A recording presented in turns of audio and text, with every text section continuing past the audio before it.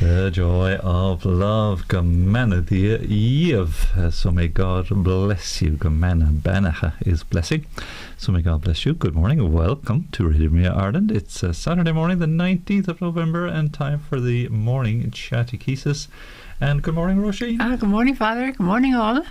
Great, lovely to have you with us here again, Róisín. Thank you, lovely scones again today. Oh gosh, it's just a joy, Father, to be able to feed you all. Our listeners don't know what they're missing, except those who come and visit.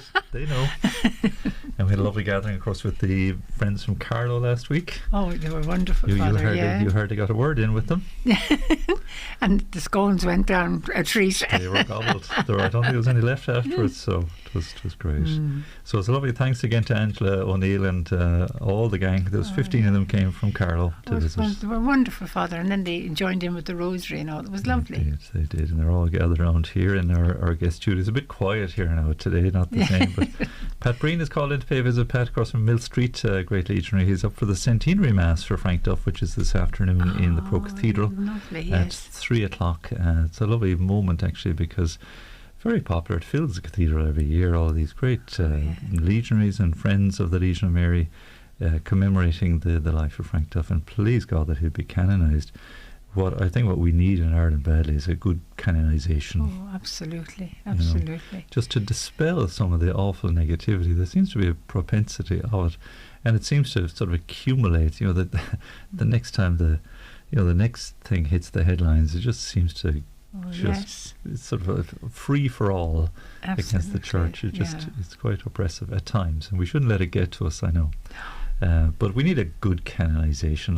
Somebody like Frank Duff now would be just a remarkable saint to be canonised, because they've tried their best to dig the dirt on him and failed miserably, because he was such a kind of counter figure in many ways to the life of the church. And I suppose what has happened, I've seen it happen in the past, they'd use Frank Duff's story almost as a weapon against the church, to say, well, here was this layman doing all this great good, and here was the church apparently opposed to him, which wasn't the case either. The context of the history is very different to the way it's portrayed by those who wish to attack the church, of course. Frank was a legend, absolute extraordinary layman who did such heroic work. Great work for lots of the ladies who were in trouble and all that, Father. Especially, that's a fabulous story of Miracles on Tap. Fabulous book, well worth a read if you've never come across it. It's available as podcast on our because we read it here from cover to cover on the radio and did a little commentary on it sort of day by day. It's up there as a podcast on our list of podcasts. You want to listen back to the audio version of Miracles on Tap with our own little twist on it, our little version. But with the ladies of the night, the street ladies in Monto, extraordinary story of conversion and grace and healing. And subsequently the hostels, of course, for the homeless, the Morning Star, the Regina started Cheli. them all, he did indeed, yes. Were you ever up to visit those hostels, Róisín? No, Father, no. But I worked quite near where they were, so... I did, okay. Yes. Yeah, well worth a visit if you're ever passing by. They have lovely oratories in both of them where they have prayer. Although the women's hostel, last time I was there, they were renovating, and I don't think the oratory was open at the time, but they had built a little prayer room downstairs. Maybe the renovations might be finished by now. And next door to the two hostels, Frank Duff's house. And in fact, reminder to self, when we recommence our little pilgrimages, I think that's a pilgrimage we should do for our listeners. It would be wonderful, yes. They're to come with us, absolutely. And I'll be the tour guide. Yes, because you're doing great work on this behalf, Father. I know all about the whole thing. And what we could do is pop up to Glasnevin Cemetery, visit Frank's grave. Yes. And then the house is below on Brunswick Street, and the two hostels are next door. It might be a little bit tricky getting in and out of the hostels or not, but certainly the Morning Star, they'd be happy to let us in to visit the oratory and just get a sense of what they do. And maybe one of the legionaries there would give us a little talk about the work that goes on in the hostels. Great idea, Father. So note to self, remind me, dear listeners and friends too, if it's something that I neglect to do, a bit busy between this and the Mariathon. You are really up to your eyes, Father. Christmas is going to be a bit hectic this year, so please God, in the new year, that's a must, because again the contribution Frank Duff has made is quite extraordinary. I love to tell the story. I kept the radio recording on a prominent radio station which shall remain nameless, but there was an interview in relation to Frank Duff, or a discussion in relation to Frank Duff, and two of the pundits were notably, let's say, renowned at least for being anti anything and everything Catholic, and two of them one was definitely well versed in Frank Duff, and the other would have been on side too. So I thought it'd be interesting to see how this conversation goes, like a half an hour program. And it was a fascinating conversation, and it turns out that the mother of one of the protagonists, let's say, was in the Legion, and the sister of the other was in the Legion of Mary, and that it ended up, instead of being, I thought it might be maybe 2-2 or maybe 3-1 against Frank Duff, and then it was 4-0 in favour of Frank Duff. They were all singing his praises, you know. They were all brought around. And I thought there was going to be some criticism flying around, but no, you see, because of the work he did for the poor. Extraordinary. Yes, he did great work and saving people's lives, and and for souls too. Yes. Yeah, amazing. So that's at 3 o'clock this afternoon, the Pro Cathedral. I hope we'll go. I must just check my timing, because we're heading off to Rathvilly later on as well. Carlow, busy. To do a bit of promotion down there, so it's a bit of bilocation going on. But I do like to support the Legion as best I can as time allows, and as you know, here on Radio Maria, we're great friends of the Legion and consider ourselves the air support to the ground troops.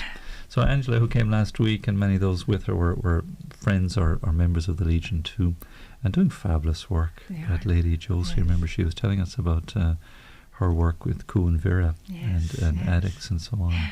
Just magnificent. You know, the Legion has that simple little charism of reaching out to the poor, and the needy, and not looking just after the needy, Father.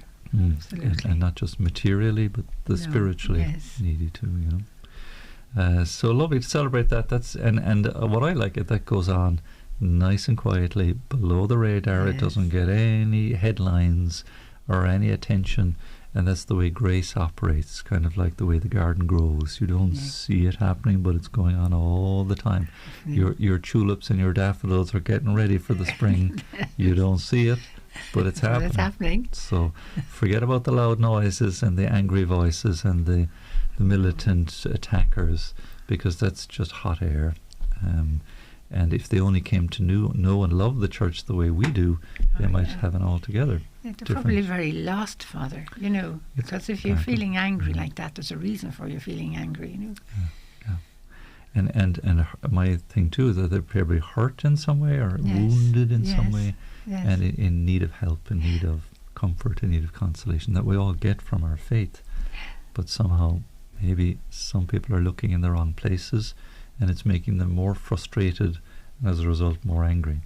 And so we can have great compassion and sympathy for those who would otherwise attack us, and maybe sometimes for the right reasons, but also sometimes for the wrong reasons. So that's true, Father. The Lord himself. He's done great work, Frank. Thank God. I'm sure he's up in heaven looking after us now, well, Father. With God's help, we're praying for him every day after Mass. We are. He better be putting in an all good word. And he's a great example to us, because I've had the privilege of working through all his letters, the 33,000 letters. Oh my goodness. And some of the stories in there are quite remarkable. There's a lady, I might just, as an aside, got a phone call yesterday. I don't know who the lady was who phoned, but Chris passed it on to me, mentioned that maybe we should have a prayer for Veronica O'Brien. And here's a lady nobody's probably ever heard of, but I would know a reasonable bit about her through her work with the Legion of Mary. Oh, she was a legionary. And apparently her cause for canonization has been introduced. I didn't know this. It just came through on a phone call yesterday. She was born and bred in Middleton, and where I was a curate on the Rock, the All Road in Middleton, the house where I was living, she was brought up across the road. Oh, right. So, but back in the 1920s or 30s, I suppose, was when she was born. And a formidable lady, because she entered a religious community and they fired her out because I think she was probably too feisty, or she had different gifts, let's say, that didn't suit. And in the end, she joined the Legion and became a terrific promoter and an envoy, as they say, in the Legion of Mary in France. Just after the Second World War, during and after the war, and managed to get the Legion of Mary well established in France during those years.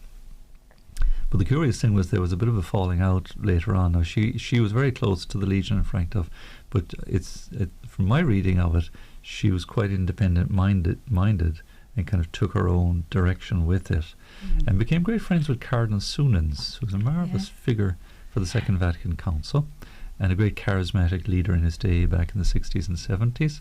And both were very close to Frank Duff, so much so that Cardinal Sunens wrote probably the definitive, a really good biography on Edel Quinn. Wow. We were just chatting about Edel downstairs in the kitchen a while ago. Yes. And that's the first and probably the most definitive work on her. And I suspect, and I haven't found proof, but I suspect Frank Duff had a strong hand in the drafting of that book. But I've yet to uncover that fact. At any rate, Cardinal Sunens and Veronica O'Brien were very closely allied, kind of anam choras, if you like, and she was doing her great apostolate through a thing called the Fiat Rosary. Maybe you've never heard of that. Yes. And through Charismatic Renewal as well. And again, both of them very strong figures. But there was a kind of a separating of the ways. They kind of went off on their different apostolate, directions. let's say, and Frank went off on his. But before they died, they were interviewed back in the 90s, I think, as to their testimony in relation to Frank Duff. And the two of them gave glowing testimonies as to the canonizability, let's say, of Frank. Even though they had kind of gone their separate ways before, Yes. you know. So there was no animosity or anything like that there. But very interesting. And so just that her name would come up yesterday, there's a book I think she wrote, or Sunens wrote, called The Hidden Hand of God, which tells a lot about Veronica O'Brien and her story. Beautiful. But I didn't know that her cause for canonization had been introduced. Oh, that's fantastic. And this listener was saying, well, maybe we should be praying her prayer like we do Matt Talbot, Frank Duffy. Oh, absolutely, absolutely. So thanks for letting us know that. You know, it's great. So more on Veronica O'Brien. I have a couple of books in for Sunens and O'Brien. They're at home that I must dig out and have a read through again. Look through them, exactly. Get her story. But she's a Middleton woman from East Cork. So from my own diocese. Cork people are wonderful. So deadly to the world. But she made her impact in France, that's for sure. Oh, well, you see, well, they did go all over the world, didn't they, the legionaries? Yeah, exactly. And during, like, we talk about tough times now, but like during the war, German occupation, and then, you know, all the stresses that came after the war and so on too, you know. So these are great stories waiting to be told. So thanks very much to the listener who got in touch with us about that, and I'll follow through on it a little bit. I was trying to find out a little bit more about her Fiat Rosary as well, because I think part of the parting of the ways was that she was quite adamant on this inspiration she had about this Fiat Rosary. Right. And Frank was saying, look, and she wanted to, I think, introduce it to the Legion of Mary. Right. And Frank said, no, leave it alone. The prayers are the prayers. There's the standard rosary, and he's got a little bit in the handbook saying, like, the Legion prayers invariable, that if you start adding to them, every presidium in the world have their own little bits and pieces to add on. Yes. So they don't even add on the Fatima prayer to the Legion prayers. So he's so fixed that, like, this is the structure. That's it. He didn't want any break with that. So there was a bit of difference there. She wanted to do her little thing. And he said, look, well, if you do, well, you know, go ahead and do it, please go ahead. But don't change the Legion. Don't, you know. So naturally there would have been... Oh, dear. Somebody had to stand their ground. You know. So anyways, two formidable characters who did great work for the church and the faith. Anyway, Róisín, if anybody wants to get in touch with us, the usual you can numbers, telephone. Thomas is there on the phone, I think. It's 014123456. And then again, if you're from outside of Ireland or the north of Ireland, you just put +353 14123456, or you can text or WhatsApp at 089 467 2000. And then again, if you're outside of Ireland or the north of Ireland, just put +353 89 467 2000, or you can email at info@radiomaria.ie. Fantastic. So do get in touch with us there. We'd love to hear from you. Now, our chairs are kind of squeaking a bit this morning. Oh, that's me moving. Sorry, Father. My chair is the same, and so I think they need a bit of oiling. We should get some new, quieter chairs for the sensitive sound engineers in the building. We'll be upsetting them. They'll be listening back saying, would you not fix that? How hard is that to fix? So do please get in touch with us. We'd love to hear from you. There's my little crack in my chair now. Sorry about that. Anyway, just a shout out, Father John McEnany was on earlier. There's a coffee morning in Garvey's Super Value next Thursday in Dungarvan. Thanks to Patricia and John McCarthy, Mary Hooton, and some of their friends are getting all that organised. And thanks to the staff of Garvey's in Dungarvan. And it'll be in aid of Radio Maria. If you want to drop along, buy a little cup of coffee and support us. I think there's a bit of sponsorship going on from Garvey's there as well. So thank you to them. Indeed, glad to give them a shout out insofar as they're helping us in our ministry. And I think they brought along a few Christmas cards and things and CDs of Deacon Cady's CD. If you'd like to pick up one of those for a donation as well, just to help us along. So just to give a shout out to that, and thanks indeed. They're a lovely couple. They're brilliant. You met them yesterday. I did indeed. I met them, yes. And I loved Dungarvan because my daughter lived down there for quite a while. I used to go up and down. Very it's absolutely gorgeous. Lovely part of the world indeed, down the sunny southeast. So very good. The Christmas cards, of course, are available still, and I think we're well over halfway through the supply that we took in. So we hope to clear them all if we can by Christmas. We'll be bringing them along to the Christmas party, which will be the 14th of December. I do hope you'll all come along. Aidan says there's over 100 now have signed up for the Christmas party. Yes. We have room for 300. We would love to fill the big conference room in the Red Cow Hotel on the 14th of December, 6:30. There'll be a bit of entertainment lined up. James Kilban is coming to sing for us. Wonderful. I think Joe Dunn, you might have heard his jingle a little bit earlier. Joe's a lovely singer. He said he wouldn't stay for the night because he's got so many gigs lined up. But he'd come along and sing one or two. Joe's a big fan of the radio. He was at Mass. Yes, you did meet him. Yes, I did. Fantastic. Joe has his resident deep voice. I can't imitate it. It's so deep. He's got a lovely voice and a lovely singer. So, and a great fan of the radio. So thanks for that, Joe. So if you'd like to sign up for that, just €59 the cost for that. It's a fundraiser as well, of course, for Radio Maria. And you might like to bring somebody with you the 14th of December. You can just do that online, and just in the notes where it says add a suggestion or whatever in the box there, just put in for the Christmas party, and that would do fine. Or write to us and send us in your contribution there, or maybe on the night. We hope we'll spare a few spaces for on the night. But it would be good to know if you give us a ring to let us know that you'll look after it on the night. And we'll add your name to the list so that we make sure you get a dinner. A place for them, exactly. That's right. Yes. Don't tell me how many dinners they're going to have to. So don't be too spontaneous about deciding to come, so long as we know. So now, Róisín, I don't know what you thought of today's gospel, the idea of marrying 7 brothers. Would that appeal to you? Well, I don't know, Father. I think marrying one is enough. I'm sure a lot of wives and husbands would say the same. Oh yes, well, I thought it was a peculiar thing to be saying to Jesus, asking him about it, wasn't it? Yeah, what would happen, and to whom would she be married? Yes, and like on the last day, like when they're all rose, who is she going to pick? The best looking one. The wealthiest one, or who is nicest to her, maybe.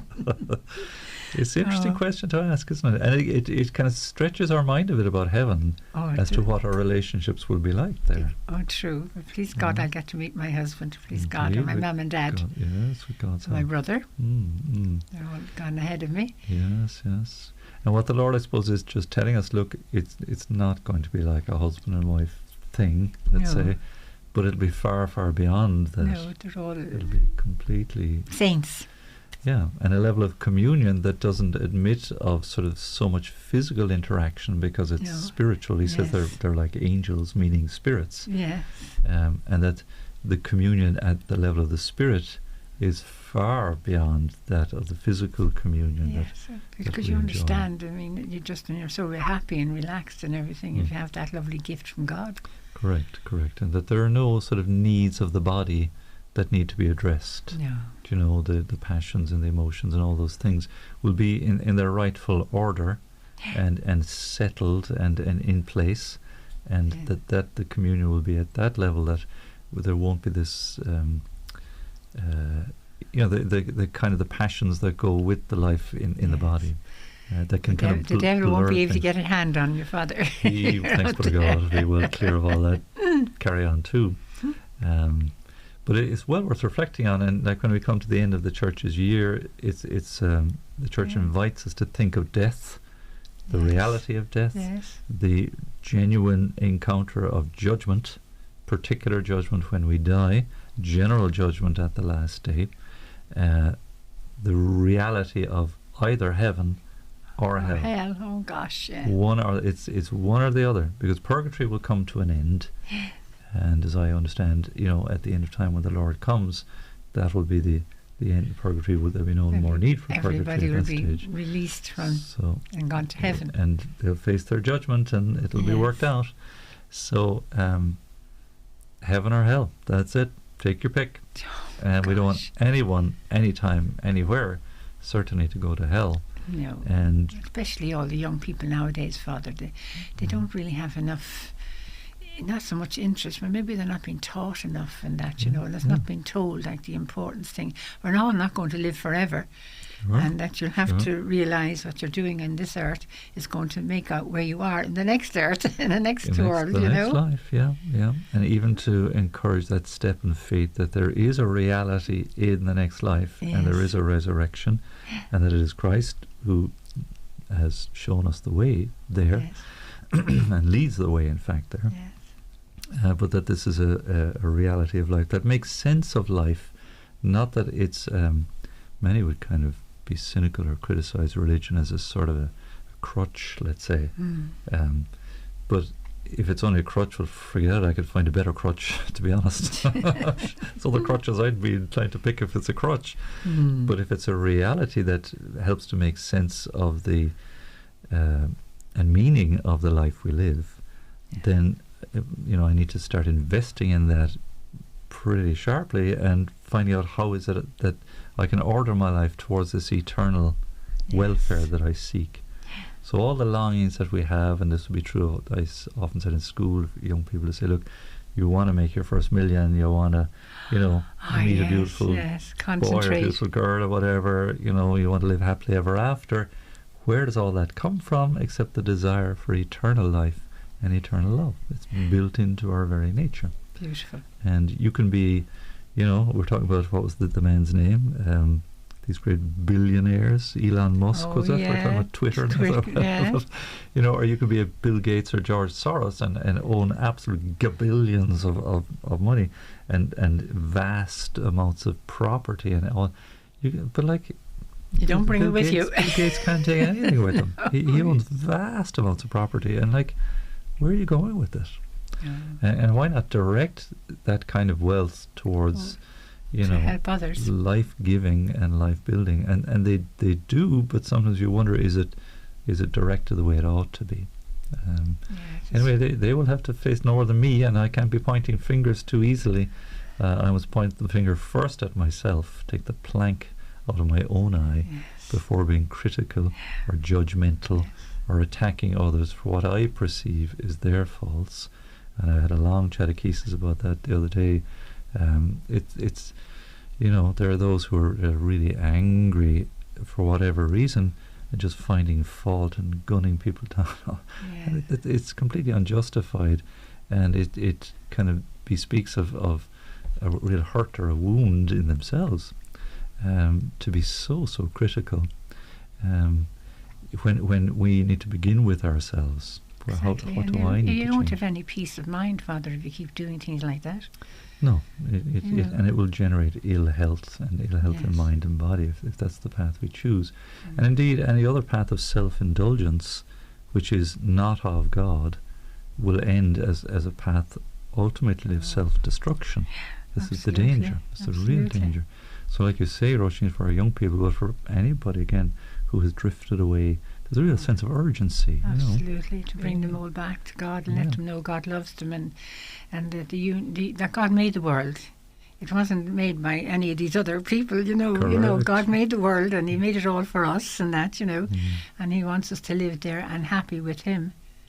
Not to be worried, but just to live the life that He asks us to live. A life of grace, a life of humility, a life of repentance. Yes, yes. Because we all sin, but He's there for forgiveness and confession. Correct. And take the plank out of my eye first, and leave the judgment with the Lord, and row in and help out rather than stand back and criticize. Oh, that's true, Father. Offer to help in some way. And that's actually, there's great healing in that, in giving of ourselves. and overlooking the faults of others. Correction may be necessary, but that always has to be done with great charity and gentleness, not with the pounding fist. That's you know. And yet the reality of death and judgment and heaven and hell should be a very strong motivating meditation to put ourselves on the right track. I mean, if I don't want to go to hell, well, what do I need to be doing to get myself on the path to heaven? Repent and believe the good news. Jesus Christ at the center of all I seek to do. Wonderful. So a challenge for us, and how many ever husbands you might like to have in the next life. Don't worry about it. Or wives, for that matter. It's far beyond, it's far more beautiful, in fact. It's way beyond all that. A communion of spirit that goes beyond all of the physical realities that we know, which are only that means to the end we seek. Now we're going to pause for a little piece of music, Róisín, and did I put down the little CD box there? I did. There we are. So Deacon Thady, we're going to listen to another track of Deacon Thady. These CDs, he gave us 100 of them. I'd say there's about 50 of them going out the door by now. I saw them downstairs so in the box. A Sea of Tranquility, another good Kerry man. Pat Breen was in this morning. No, Pat is Cork man, really, Mill Street. He is a Cork, definitely. But he's got Kerry blood in him, I think, too. But we're going to take the second track, or no, did we say the third one as well? Let's say number 3, yes. To do your will, based on Psalm 40. Apparently the author is unknown. But lovely voice of Deacon Thady. And back after this little piece of music. Thanks, Thomas.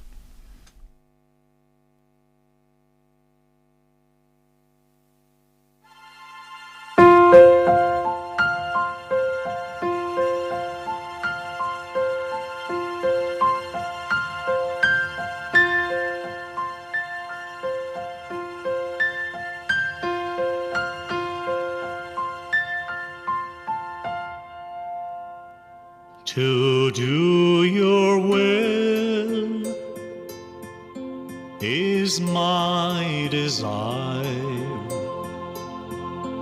to live in you, Lord, is my life, to spread your love through all the earth, who find in you the joy of life. All of my days I sing your praise.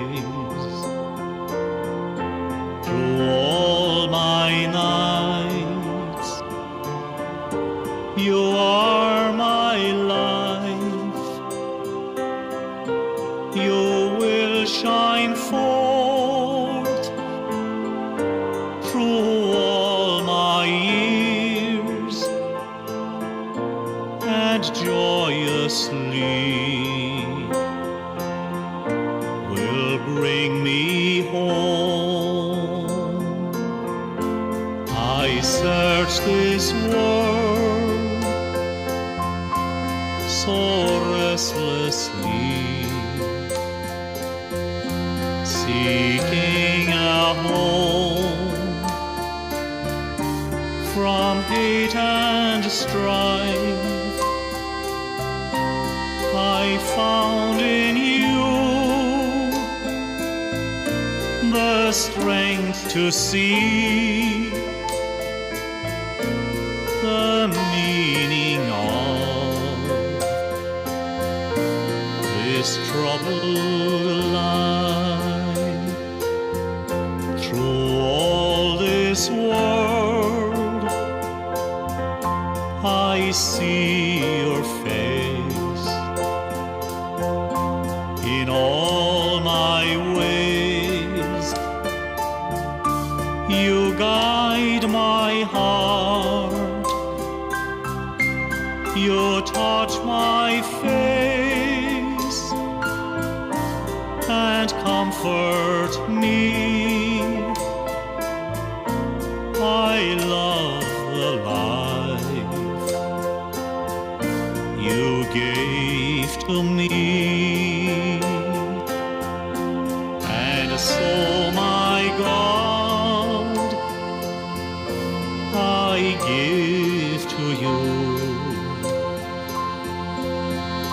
these reigning wars,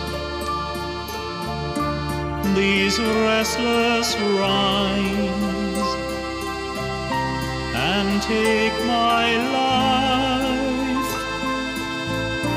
as a tribute of your endless love for all mankind, your endless love for all mankind. Now we're back on air again. Thanks for that, Thomas. The Sea of Beautiful. Tranquility is the name of that CD with Deacon Thady O'Connor. That was the third track there, To Do Your Will. So now, and that melody, the water is wide, you can't cross over. I think it's kind of a traditional Irish melody. I've heard it sung with various songs and things, so I'm not sure the origin of it. He doesn't have it here either. So apparently he does funerals and weddings and church concerts. I suppose as a deacon. Because a deacon, he'd You know, be there too. Could you dress in your alb and carry your accordion around with you? There's a picture of him on the front with a big piano accordion. You could probably not have your alb on and have your accordion on at the same time. But obviously using his gifts in the service of the Lord, and that's beautiful music. Wonderful. So the Sea of Tranquility, the volume 2, so there's the first volume as well. And just a donation if you want to, if you'd like to get a copy of it, €10 there, and we'll send you one of those CDs. Thanks to Deacon Thady there as well. So now, lovely to have your company today. Again, don't be shy about texting in or emailing in, and if we don't receive it in time during the show, we're always happy to respond at a later stage. Yes. And in fact, if you want to drop a comment even on our social media here on Facebook and YouTube, the very same as well. Yes. But we're speaking about custody of the Blessed Sacrament and reverence towards Jesus in the Holy Eucharist during the week, Róisín, and some lovely text messages flowing in, and people expressing their own various concerns too in relation to, they witness and they see, irreverence towards the Blessed Sacrament, and it can be quite upsetting, and quite difficult to know what to do or how to respond, or what's the so Fergal was in touch, and he said, what about particles of the sacred host that may fall off in the hand? And I was mentioning the idea of receiving communion in the hand. Again, it's permitted, and I mentioned how I have a personal preference for Holy Communion on the tongue, as it just dispenses with some of the awkwardness that can happen with communion in the hand. But again, it's allowed, it's not difficult. And I was trying to explain how important it is that we, if we're receiving on the hand, to do it with great decorum and great reverence and great care. And so Fergus right, and I don't know if I mentioned that point too, I hope I did, where if we do receive in the hand, we need to look very carefully into our hand after receiving the Holy Eucharist to see that there are no particles nothing left. there. Yeah, exactly. In other words, to take our time.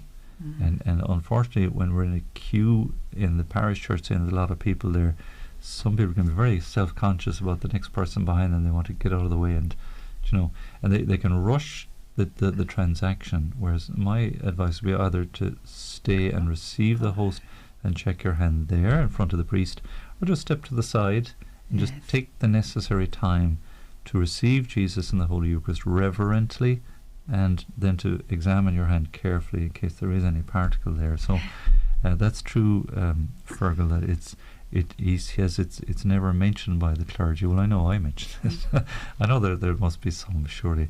And the chat we've been having about it is just highlighting the need for us as priests particularly to remind our parishioners and our people of the custody of the Blessed Sacrament and the care that should surround that, and that my point all week really has been we can't exaggerate the reverence towards Jesus. Funny you say that, Father, because in my church some time ago, after communion, I was kneeling down, and I saw in the seat where I was a part of the host. Now it wasn't for me, but it must have been there from maybe previous masses or something, Okay. So I took it and I gave it back to the priest. I showed it to him. I gave it back to him. Yes. Yeah, I thought maybe it was a child or something had dropped it or something. Maybe. And again, that's so tragic, because the real presence, what are people thinking? What is going through their minds? How can they be so casual and so careless? And granted, even if it's a mistake, and this is my thing, you see, that with communion on the hand, it's easy to drop or to fall or to break or to all of these things. Excuse me. And it's much easier for, objective abuse to take place like that. I mean, that's objectively speaking, that's sacrilegious to show such disrespect to the Blessed Sacrament, to leave it, even a portion of it there, and to just walk away. Objectively, again, it's not subjectively, because I don't know what's going on. The person maybe just doesn't realise and doesn't get it. And even more so, then it throws the light back on me and on priests in general, to form people to say, look, no, please don't allow this to happen. And as you did, Róisín, rightly, simply go to the priest. I'd be inclined to let the priest come down to where the host was, and let him come and deal with it. Yes. And he might bring a purificator and just purify the area as well, and then dissolve the Blessed Sacrament, because obviously it may be soiled, or consume it if he wishes, I suppose, too, but to treat it with such great reverence. So it's a real and present kind of risk or danger in terms of custody of the Blessed Sacrament. And again, depending on the circumstances, I've seen situations, lay ministers again who mean so well and really want to assist, but can be in an awkward spot with somebody. For instance, they're standing somewhere near the door, somebody comes and receives on the hand, supposing they close their hand and just walk out the door. Oh, yes. What can you do? Know. What can you do? It's a very sort of vulnerable situation. And so there's a case to be made for allowing people to come to the altar, receive and consume, and then go back to their seats. Yes. Instead, like we go down to the back of the church, and we maybe, if there's a big crowd, they receive and then they're gone and they're lost and they're out the door and they just want to receive communion and just go home. And you're left. Is this proper care and reverence the way it ought to be? Like, would you do that at somebody's party? Would you go and just, have the grub and then got out the door? You'd stop to say thanks, wouldn't you? At the very least. Otherwise, it's a little bit. So we really can't say enough about that whole area. And again, the great reverence that's due to the Lord. And thank you for your texts and your messages there. Vincent also sent in a lovely voice message too, just affirming the conversation we were having and the great importance that falls upon responsibility, really, that falls upon the priest to form and teach and encourage the lay faithful in receiving the Lord well. Fergal also mentions what we were chatting about there yesterday, is receiving Jesus in a state of grace. And that again, people need a gentle reminder to attend to confession, certainly when necessary, but frequently to avoid any major fall into serious sin that would put us out of communion with the Lord. You know how it is in normal relationships. You can have a falling out with somebody, and pretty badly, and not particularly want to talk to each other or see each other or be in each other's presence, but until such time as you say sorry or manage to reconcile somehow, bring it back, and then you're happy with being in each other's company. And the same is true for a serious sin. It's as if we turn our back on God, and we reject His love and His mercy, and we put ourselves out of communion. So we've no business receiving Jesus in Holy Communion if we're not talking to each other. And the way we reconcile is through confession. We make up. He's happy to forgive us. He welcomes us back with open arms. There's doesn't matter how awful the sins are, how often I've committed them, or how long it's been since I confessed them. Don't worry about any of that. Just go and be reconciled. Then come for Holy Communion. Beautiful. And we had one or two messages in as well. A lady, she brings a friend of hers to Mass, and she says probably the only time that this friend gets to go to Mass is when she kind of brings her, or they accompany each other, or however that works. But the friend is living with her partner, and yet she goes up to receive Holy Communion. Right. So that's a tricky one. Do you pull them up and say, listen, you really shouldn't be doing that?